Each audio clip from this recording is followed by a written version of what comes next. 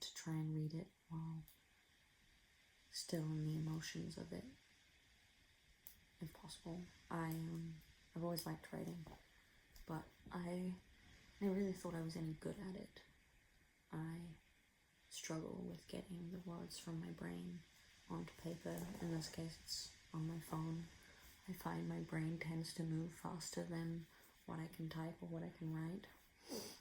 I'm also dyslexic, so sometimes that trips me up too, because that was a struggle for younger me and something I was treated a certain type of way about for a lot of my life. But I really love writing. I think it's a beautiful way to express yourself, and when I was writing this, I found myself in a state of flow, and I haven't felt a state of flow in a while in anything that I've done, so it felt really cool. So I'm not really good at reading aloud, so please bear with me, but I want to try. I want to push myself out of my comfort zone and do things that make me feel uncomfortable, because I think that's the best way I can grow, especially right now.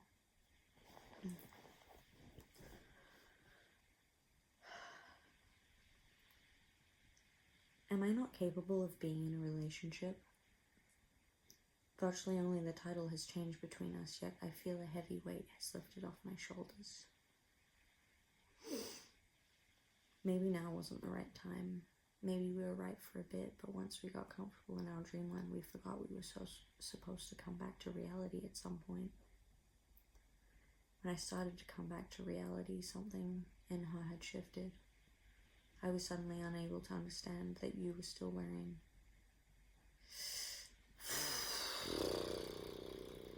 I'm gonna try that again. I'm stumbling over my words. I'm thinking too much while I'm reading.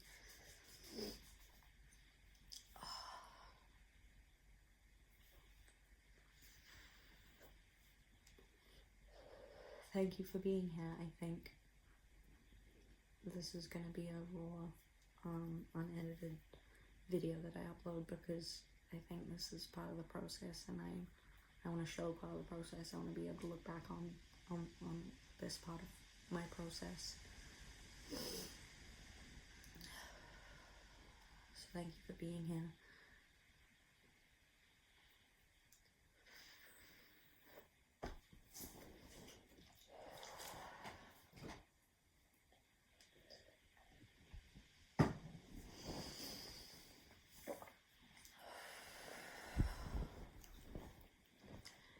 Am I not capable of being in a relationship?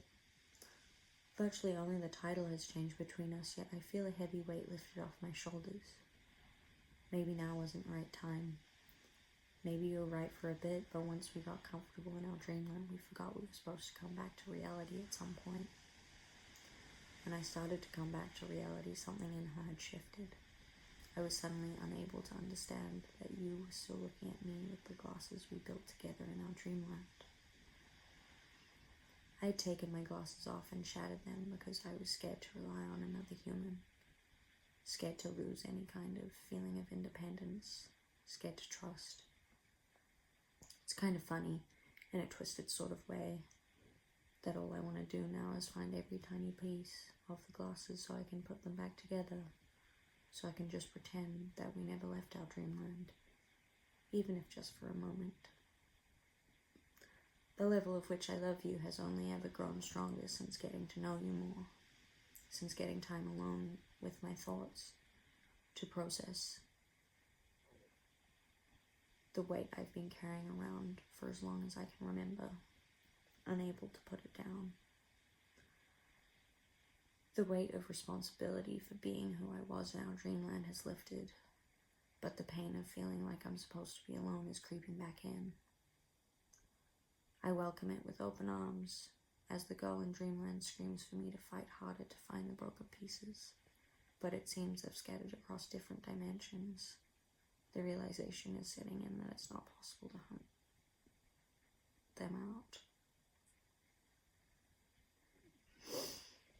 Even if I were to dedicate the rest of my life to finding them, would I have the courage to stick to it?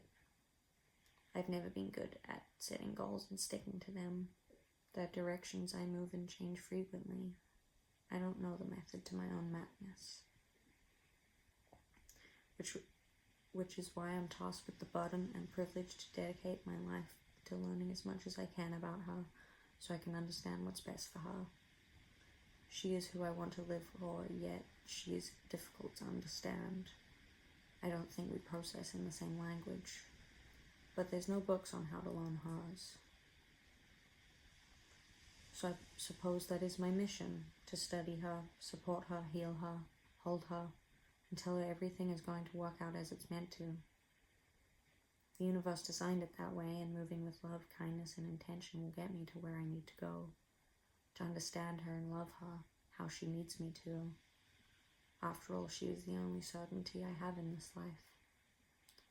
So for her, I will mourn our dreamland for what it was, for what she dreamed it could be. I will speak to her with softness and hold her as she weeps for a life that was never going to be hers. I will comfort her with the fact that there is a version of her somewhere out there living the dreams she wanted to build for us in the dreamland.